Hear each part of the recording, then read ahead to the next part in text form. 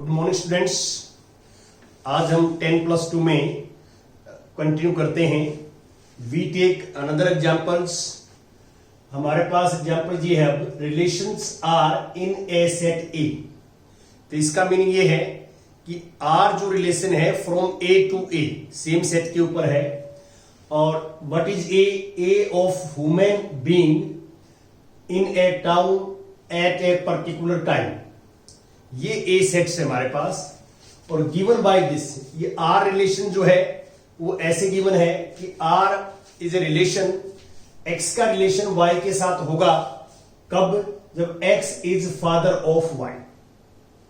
तो एक तो आपने ध्यान रखना है कि जो रिलेशन है उसको हम जो है इस तरह भी लिख सकते हैं कि एक्स का रिलेशन वाई के साथ है। इसका मीनिंग ये है कि X is related to Y, X is related to y under the relation r, और if and only if x is father of y, और यहां पे xy जो है xy belong to set a set से बिलोंग करें। देखिए हम इसमें जो है आगे इसको कंटिन्यू करते हैं कि ये हमारे पास रिलेशन है। तो इसका मीनिंग ये है कि ये गिवन है हमारे को, यदि x का रिलेशन y के साथ है तो we can write x is father of y, और if x is father of y है तो we can say x is related to y under the relation r। तो इससे हम ये जो है लिख सकते हैं, और ये ट्रू है तो इससे ये लिख सकते हैं। तो रिलेशन दोनों साइड से होता है जो है। आगे हम करते हैं कि अब मैं ये चेक करना चाहता हूं यहां पे, जैसे मान लो सपोज करता हूं दिस इज सेट ए और दिस इज ऑल्सो सेट ए और दिस इज रिलेशन आर। तो यहां पे ए में जो एलिमेंट्स हैं, ए में जो पर्सन्स हैं, ह्यूमन बींग्स हैं, मान लो सपोज करता हूं x is any element of A. क्या एक्स का एक्स के साथ रिलेशन हो सकता है?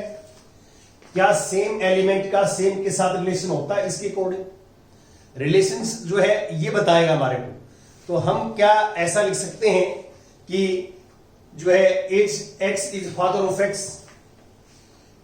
Can it possible? Can it possible कि x is father of x? क्या हम ऐसा लिख सकते हैं कि सेम, यहां मान लो कोई भी जो है व्यक्ति है वो अपने आप का सेम फादर हो सकता है? तो ऑफ कोर्स नॉट। यहां पे आप कहोगे ऑफ कोर्स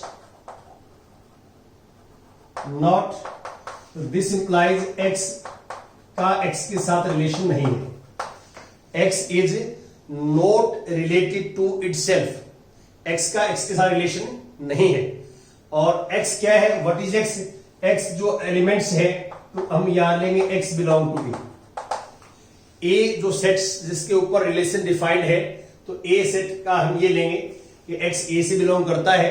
और हम यहां ये चेक कर रहे थे इस रिलेशन को कि इसके अंदर जो एलिमेंट्स होंगे, मेंबर्स होंगे, क्या अपने आप के साथ रिलेशन होगा। तो हम x is father of x ये नहीं लिख सकते, तो x का x के साथ रिलेशन नहीं होगा, सेम एलिमेंट का सेम के साथ रिलेशन नहीं होगा।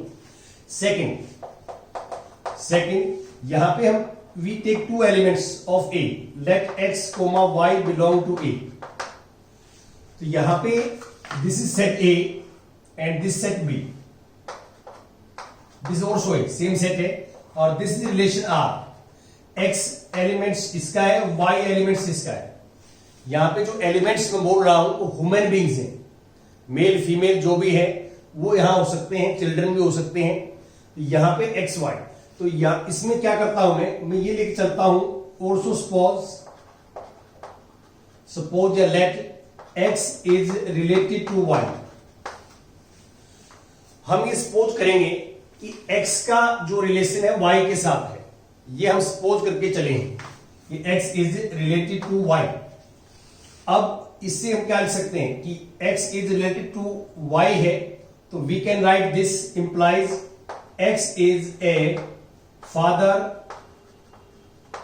Of y। x is father of y, x जो है y का फादर है। ये कहां से आया रिजल्ट? यहां से x का रिलेशन y के साथ है, तो we can write x is father of y। तो क्या हम इस सेंटेंस से ऐसे लिख सकते हैं कि y is the father of x? क्या रिवर्स हो सकता है इसमें? तो यहां पे आप क्लियरली देख सकते हैं कि but we can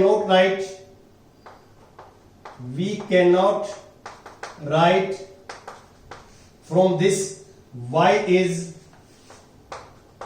father of x। क्यों? क्योंकि यहां हम लिख रहे हैं कि x is father of y, तो x जो है फादर है, y सन है यहां पे। अब इसका रिवर्स लिखना चाहें इसी सेंटेंस से हम y is father of x, तो ये नहीं लिख सकते y is not a father of x, not a father of x, ये हम नहीं लिख सकते। We can not write this. यहां पे मैंने नोट यहां ऑलरेडी लगा दिया, तो आप यहां लगाने की जरूरत नहीं है। और ये नहीं लिखोगे आप इसको, तो आप ये कर सकते हैं कि we can not write y is father of x। यहां मैंने पहले ऑलरेडी बता दिया है, तो यहां आपको नोट लगाने की जरूरत नहीं है। यदि ये सेंटेंस आप नहीं लिखते हैं तो आप लिख सकते हैं y is not a father of x। तो this implies y x not belong to r। इसका मीनिंग ये है कि x का रिलेशन y के साथ है, तो ये कोई जरूरी नहीं है कि y का रिलेशन x के साथ हो। ये यहां पे इस रिलेशन के अंदर ऐसा नहीं होगा। और थर्ड पार्ट हम ये करते हैं, थर्ड पार्ट में कि हम 3 एलिमेंट्स लेंगे a के, x y z belong to a, और हम ये ऑल्सो सपोज या लेट करेंगे, लेट x का रिलेशन y के साथ है एंड y का रिलेशन z के साथ है। देखिए ये हम सपोज करके चले हैं। सपोज क्या किया हमने कि x is related to y and y is related to z। इसमें एक चीज का ध्यान रखना है कि ये एलिमेंट्स कॉमन होना चाहिए, ये एलिमेंट्स कॉमन होना चाहिए, दोनों में सेम होना चाहिए। अब x is related to y, तो हम लिखेंगे x इज, दिस इंप्लाइज, ये ट्रू है तो वी कैन राइट दिस, हम इसको ऐसे लिख सकते हैं x is father of y and ये and y is father of z, y is father of z। देखिए हमारे पास एक तो ये सेंटेंस है x is father of y, और सेकंड है y is father of z। y दोनों में सेम है, दोनों में। क्या इनको कंबाइन करके हम लिख सकते हैं कि x is father of z? क्या इन दोनों सेंटेंसेस से ऐसा लिखा जा सकता है कि x is father of z? सोचिए। देखिए मैं दोबारा आपको जो है यहां बताता हूं कि क्या मैंने लिखा है। x is father of y, x is father of y, y is father of z, तो x is grand father of z आएगा।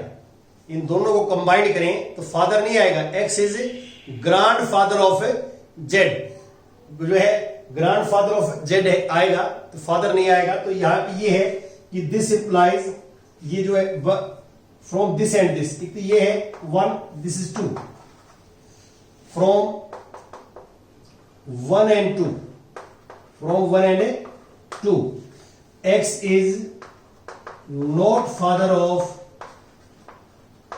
Of z।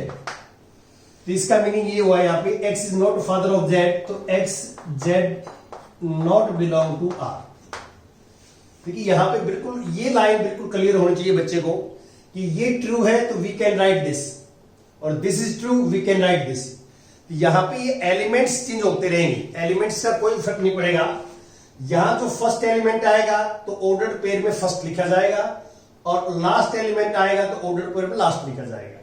यहां पे कोई एक्स वाई नहीं है, एक्स और वाई तो जनरल एलिमेंट है, कोई भी ह्यूमन बीइंग हो सकते हैं एक्स वाई। यहां पे ये एग्जांपल्स आपके सामने मैंने पुटअप किया है।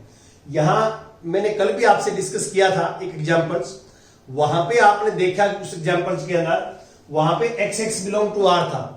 तो क्या था, वहां पे जितने भी इस सेट के अंदर एलिमेंट्स थे वो सारे के सारे एलिमेंट्स इसके साथ जो है each element is related to itself. First property में क्या था, each element of set related to itself, तो सेम का सेम के साथ रिलेशन था, तो वो रिफ्लेक्सिव होता है। लेकिन यहां पे क्या है कि x का x के साथ रिलेशन नहीं है, तो this relation is not reflexive. इसको हम बोलते हैं नॉट रिफ्लेक्सिव, सेकंड को बोलते हैं नॉट ट्रांजिटिव, थर्ड को बोलते सेकंड को नॉट सिमेट्रिक, एंड थर्ड को बोलते हैं नॉट ट्रांजिटिव। देखिए मैं जो आपकी डेफिनेशन पे पहुंचना चाहता हूं, यहां पे आपको जो समझाना चाहता हूं वो ये है कि हम इन दो एग्जाम्पल से आइडिया लेंगे और हम जो है रिफ्लेक्सिव, सिमेट्रिक एंड ट्रांजिटिव ये रिलेशन जो होते हैं, ये नाम है, ये +1 में हम जो है तो नाम नहीं लिया हमने +1 के अंदर, इस तरह के एग्जाम्पल जरूर किए थे हमने, यदि आपको याद हो तो ये एग्जाम्पल्स मैंने आपको थोड़ा सा आइडिया दिया है। और अब मैं जो है आगे चलता हूं और उनकी डेफिनेशंस की बात करूंगा, reflexive, symmetric and transitive.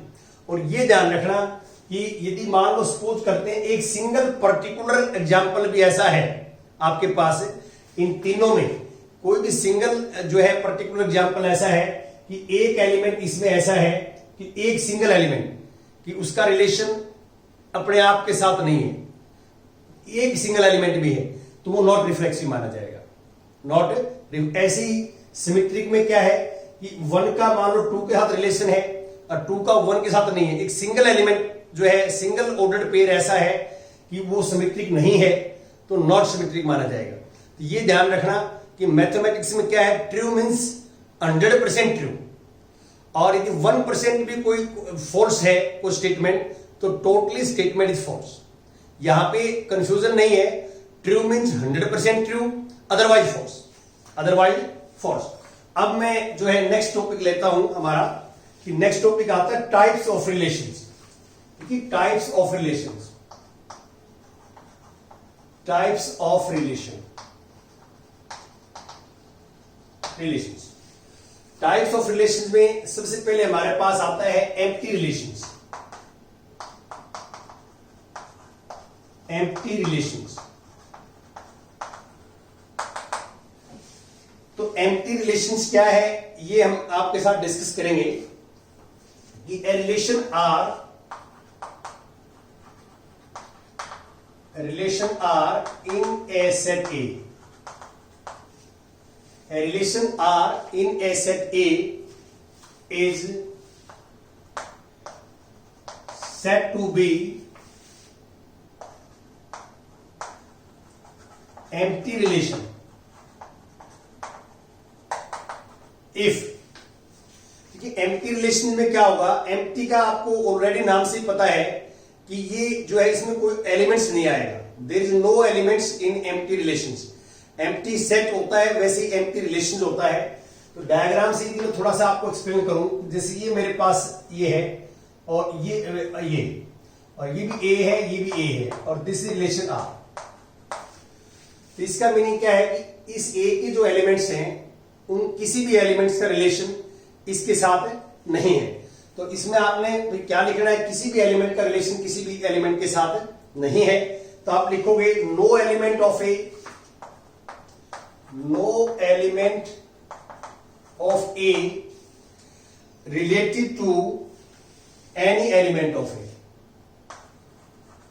Related to any element of A. यहां पे बिल्कुल क्लियर है कि a relations are in a set A is said to be empty relations if no element of A, no element of A related to any element of A। किसी भी जो है elements का रिलेशन इस set के किसी भी element का रिलेशन इस सेट के किसी भी एलिमेंट के साथ नहीं है, ये हम कहते हैं दिस इज एम्प्टी रिलेशंस। और जो मैं बार बार ये लिखता हूं कि a relation R in a set A, इसका मीनिंग ये है कि आर जो रिलेशन है फ्रॉम ए टू ए, और इसका ऑटोमेटिक मीनिंग है कि R is subset of A cross by definition. A relation R in a set A का मीनिंग है कि relation from A to A and R is subset of A cross A, ये इसका meaning है। अब मैं मान लो सपोज करता हूं, एग्जांपल लेता हूं, एग्जांपल्स फॉर एग्जांपल्स कि एम्प्टी रिलेशंस कैसा होगा। तो मैं डिफाइन कर लेता हूं, let A set this, A ये सेट है 1 2 3 4। तो define relations R, define a relation R from A to A given by R is A is related to B such that A minus B equal to 10। आप इसमें clear देख सकते हैं ये हमारे पास जो है ए सेट है और this is also a set is this containing 1 2 3 4 1 2 3 4 और दिस इज रिलेशन आर। यहां पे एक चीज का ध्यान रखें आप कि इस रिलेशन को हम ऐसे लिख सकते हैं और this every relation is written in the form a b belong to R if and only if a minus b equal to 10। What is a? जो फर्स्ट एलिमेंट है फर्स्ट सेट का है, ए इनमें से कोई भी हो सकता है 1 to 4 और बी इनमें से कोई भी हो सकता है 1 to 4। अब रिलेशंस कब होगा? जब ए में से बी माइनस करें 10 के इक्वल आ जाए। तो आप यहां देख सकते हैं कि ए की वैल्यू आप इनमें से कोई भी ले सकते हैं, बी की वैल्यू भी कोई ले सकते हैं और उनका डिफरेंस कीजिए, 10 कभी भी नहीं आएगा, 10 नहीं आएगा। ए 1 to 4 आप कोई भी वैल्यू ले लीजिए, बी 1 to 4 आप ले सकते हैं और ए में से बी माइनस कीजिए तो हमारे पास 10 आना चाहिए। 10 आता है तो हम कहते हैं ए का रिलेशन बी के साथ है, तो 10 नहीं आएगा। 10 नहीं आएगा तो इसका मीनिंग क्या है कि this is equal to 5। There is no element in R में कोई भी एलिमेंट नहीं है। और ये आपको हम बताते हैं कि 5 is subset of every set. तो यहां 5 एम्प्टी रिलेशंस क्यों है? क्योंकि 5 जो है 5 is subset of A cross A. 5 subset of A cross ए। तो ये इस तरह के आप जो है खुद एग्जाम्पल सोच सकते हैं, आप खुद जो है अपने माइंड में सोच सकते हैं कि ऐसे रिलेशंस बहुत सारे हो सकते हैं। There are infinite many relations which are empty relations.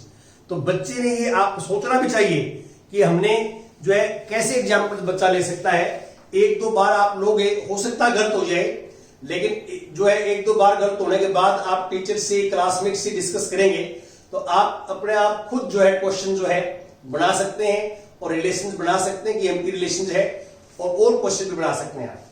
अब मैं बात करता हूं second universal relations. Universal relation, वैसे नाम से आपको पता लग रहा है यूनिवर्सल रिलेशन। ये जैसे यूनिवर्सल सेट होता है ऐसे यूनिवर्सल रिलेशंस होता है, बिगेस्ट होता है। A relation R in set A, a relation R in set A is called universal relations, is called universal relation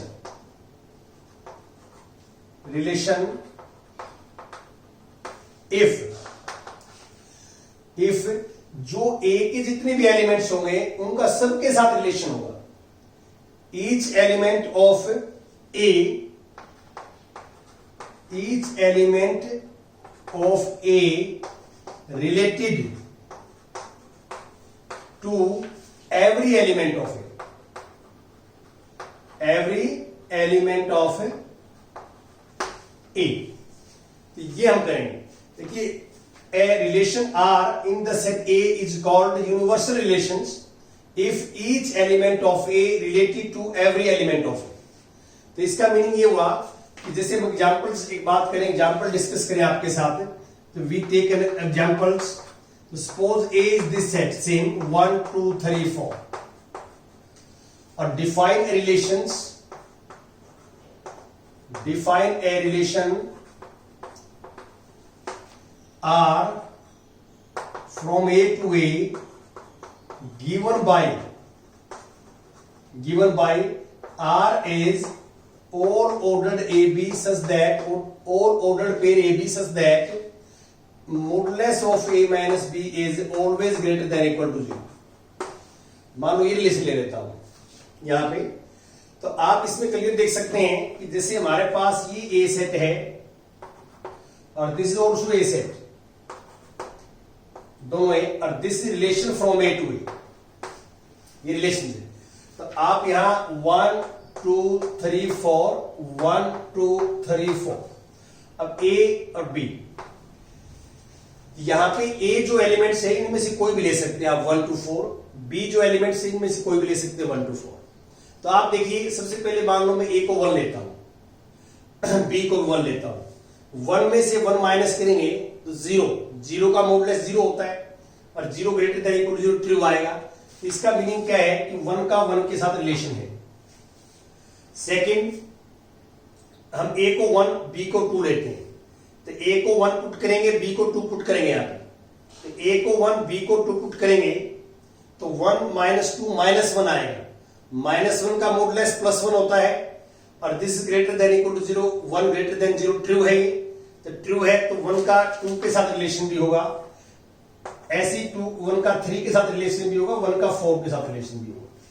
तो इसका मीनिंग ये हुआ कि इसके ऐसे ही 2 का भी सब के साथ रिलेशन होगा, 3 का भी सब के साथ रिलेशन होगा।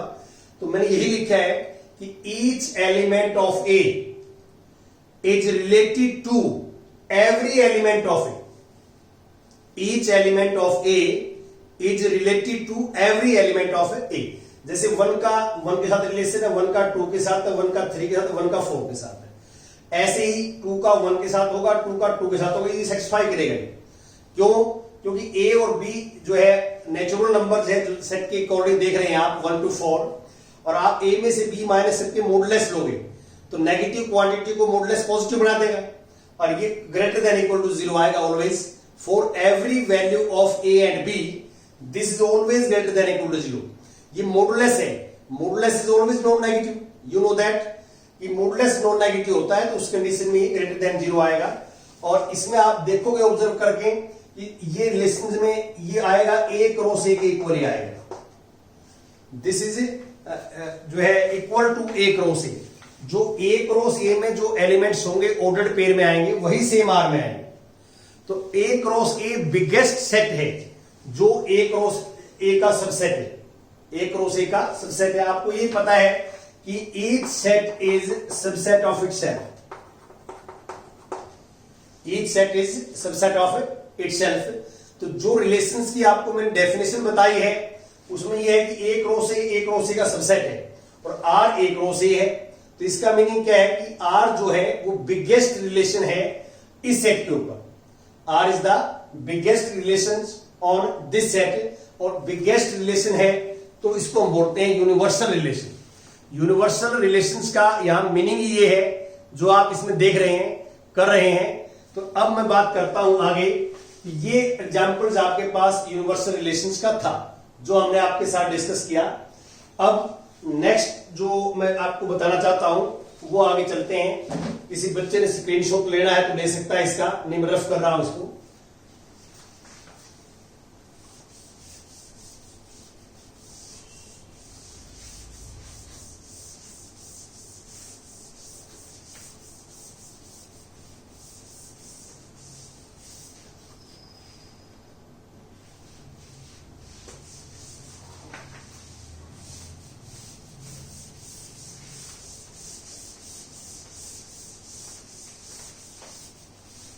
हाँ जी, अब मैं आपसे बात कर रहा था थर्ड रिलेशन हमारे पास आता है रिफ्लेक्सिव। देखो फर्स्ट मैंने आपको एम्प्टी रिलेशन बताया, सेकंड जो है यूनिवर्सल रिलेशंस, एंड थर्ड आता है हमारे पास this is reflexive relations. Third relation is reflexive relation. A relation R in the set A, a relation R in a set A is called reflexive if A is related to A for all A belong to A। यहां पे आपने ध्यान रखना है कि जो हमारे पास रिलेशन है, this is suppose A and this is also suppose A और दिस इज रिलेशन आर। तो इसमें जो एलिमेंट्स है each element of A related to itself. A is any element of A और A is related to itself. A का A के साथ relation होना चाहिए, इसमें सेम एलिमेंट का सेम के साथ रिलेशन होना चाहिए। तो आपको मैंने जो एग्जांपल्स करवाया था कल लास्ट में, तो उसमें आप देख लेना कि जो एलिमेंट्स ए में हैं उनका जो रिलेशन है वो इक्वल टू इटसेल्फ था, तो दैट एग्जाम्पल जो है वो रिफ्लेक्सिव था। और यहां पे आप देख सकते हैं कि x का रिलेशन x के साथ नहीं है, तो this is not a reflexive. ये आपने डेफिनेशन याद करनी है। तो रिफ्लेक्सिव के लिए डेफिनेशन ये है जो आप देख रहे हैं। और फोर्थ जो आता है हमारे पास symmetric relation. A relation R in a set A is called symmetric if हम ये लेके चलेंगे if A is related to B implies B is related to A for all AB belong to A। देखिए यहां पे हम ये लेके चलेंगे यहां पे कि A is related to B, A का B के साथ रिलेशन नहीं लेके चलेंगे और प्रूव करेंगे कि B का A के साथ रिलेशन होगा। तो इसको बोलते हैं हम जो है सिमेट्रिक रिलेशंस। और इसमें डायग्राम भी आप बना सकते हैं, जैसे ये मेरे पास A सेट है और दिस इज ऑल्सो A और ये रिलेशन R है। तो A का रिलेशन B के साथ है, ये हम प्रूव कर दें कि B का A के साथ भी होगा, B का A के साथ। ये पर्टिकुलर एलिमेंट्स की बात नहीं हो रही है, इन जनरल बात कर रहे हैं हम, ऐसा सब एलिमेंट्स के लिए होना चाहिए। तो ऐसा है तो हम कहेंगे दिस इज सिमेट्रिक रिलेशंस। और आपको सिंगल एलिमेंट भी ऐसा मिल जाता है कि 1 का 2 के साथ रिलेशन है, 2 का 1 के साथ नहीं है, इस टाइप का एक सिंगल एग्जाम्पल मिल जाता है, तो this is not A symmetric. And fifth is transitive relations. Transitive में क्या है? A relation R in a set A, a relation R in a set A, capital A आएगा, in a set A is called symmetric, transitive if यहां हम ये लेके चलेंगे A is related to B and B is related to C। ये और ये same होना चाहिए, ध्यान रखना आपने, ये कंडीशंस हम लेके चलेंगे। और ये this implies, this both conditions implies A is related to C for all A B C belong to A। ये ट्रांजिटिव की डेफिनेशन है। और सिक्स्थ आता है equivalence relations. Equivalence relations, a relation R in a set A is said to be equivalence if it is reflexive, symmetric and transitive।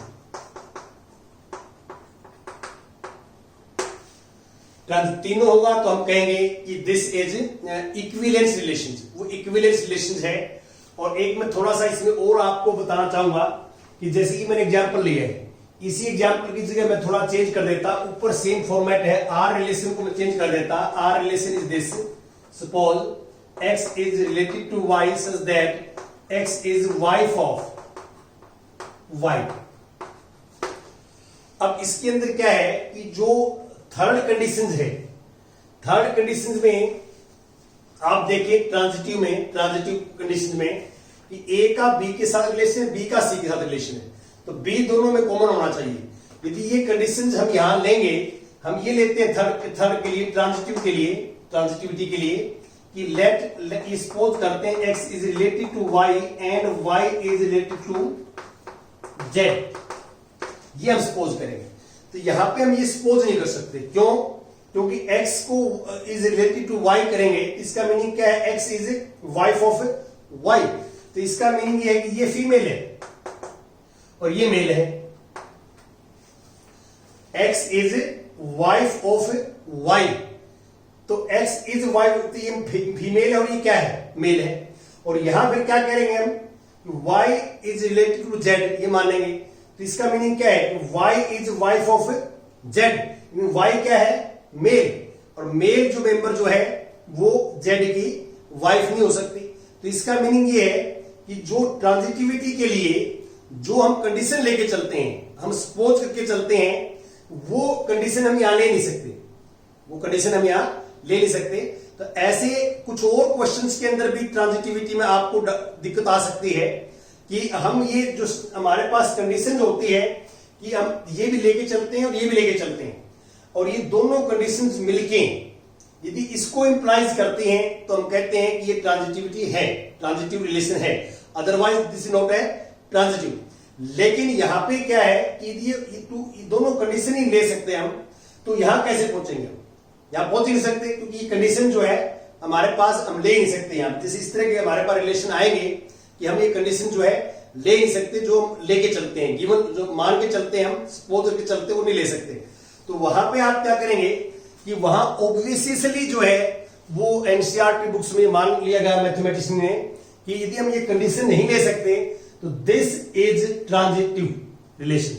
जहां ये condition नहीं ले सकते हम, थर्ड कंडीशन जो मैंने बताई है, दिस एंड दिस कंडीशन हम रिलेशन नहीं ले सकते, तो उस रिलेशन को हम ऑब्वियसली ट्रांजिटिव मानेंगे, ऑब्वियसली ट्रांजिटिव मानेंगे। एनसीईआरटी बुक्स में उसको ट्रांजिटिव माना गया है। ठीक है, थैंक यू वेरी मच।